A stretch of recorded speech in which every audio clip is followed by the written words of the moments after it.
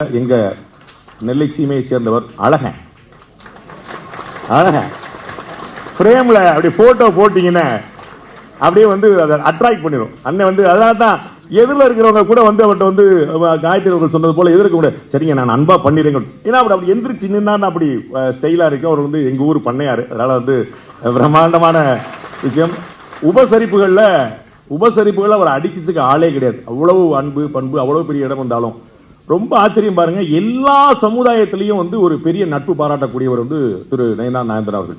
நான் திரு அண்ணாமலை அவர்களுடைய பாத யாத்திரையின் போது நான் ஒரு நாள் கவரேஜுக்காக நியூஸுக்கு நான் போயிருந்தேன் சாணக்கியால இருந்து. அப்போ வந்து அண்ணனுடைய பகுதியில் தான் அது நடந்தது. யூ ஓன்ட் பிலீவ், நானும் அண்ணனும் நடந்து முன்னாடி போய்கிட்டே இருக்கிறோம்.